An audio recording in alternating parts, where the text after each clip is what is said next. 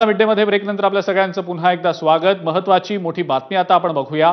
बहुजन विकास आघाडीचे तीनही आमदार विधिमंडळातल्या भाजप कार्यालयात गेल्याची माहिती मिळतेय।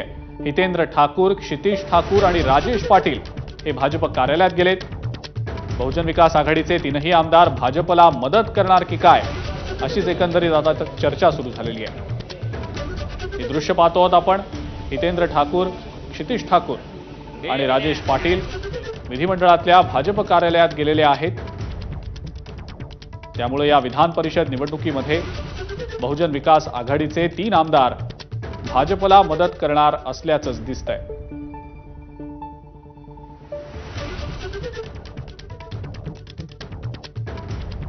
याआधी सुद्धा हितेंद्र ठाकूर यांच्या भाजपच्या नेत्यांसोबत भेटीगाठी झालेल्या होत्या आणि तेव्हाच कुणकुण लागलेली होती की कदाचित बहुजन विकास आघाडी भाजपला विधान परिषद निवडणुकीमध्ये मदत करणार की काय। अधिक अपडेट या संदर्भातली आपण जाणून घेऊया।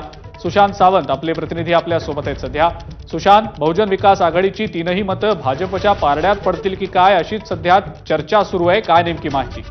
अगदी बरोबर आहे अजिंक्य। हितेंद्र ठाकूर यांच्या बहुजन विकास आघाडीची 3 महत्वाची मतं जी आहेत ती म्हणजे हितेंद्र ठाकूर यांचं स्वतःचं मत, त्यांचे चिरंजीव क्षितिज ठाकूर आणि त्यांचे आमदार राजेश पाटील, ही मतं जी आहेत ती नेमकी कुणाला मिळणार अशी चर्चा रंगली होती। आपण जर पाहिलं असेल तर हितेंद्र ठाकूर यांनी आधी अजित पवारांची भेट घेतली होती, शरद पवार यांची भेट घेतली, त्यासोबत मिलिंद नार्वेकर, उद्धव ठाकरे यांच्याशी देखील त्यांची चर्चा सुरू होती। मात्र आता जी दृश्य आपण बघतोय ते म्हणजे हितेंद्र ठाकूर आणि त्यांचे दोन्ही आमदार जे आहेत ते भाजप कार्यालय, जे विधिमंडळातील भाजपचं कार्यालय आहे त्या ठिकाणी आलेले आहेत। देवेंद्र फडणवीस खऱ्या अर्थाने सकाळपासून या कार्यालयात बसलेले आहेत आणि या कार्यालयातच आता हे तिन्ही आमदार बहुजन विकास आघाडीचे आलेले आहेत। देवेंद्र फडणवीस यांच्याशी चर्चा करतात, त्यामुळे कुठेतरी बहुजन विकास आघाडीची 3 मतं जी आहेत ती कुठेतरी आता भाजप अर्थात महायुतीच्या पारड्यात पडतायत की काय अशीच चर्चा रंगलेली आहे। आपण जर पाहिलं असेल तर 2 दिवसापूर्वीच देवेंद्र फडणवीस यांची त्यांनी भेट घेतली होती आणि खरं तर आपण बघितलं असेल तर पालकमंत्री रवींद्र चव्हाण यांची यामध्ये निर्णायक भूमिका आहे, कारण रवींद्र चव्हाण यांनी 2 दिवसापूर्वीच देवेंद्र फडणवीस यांची भेट करून दिली होती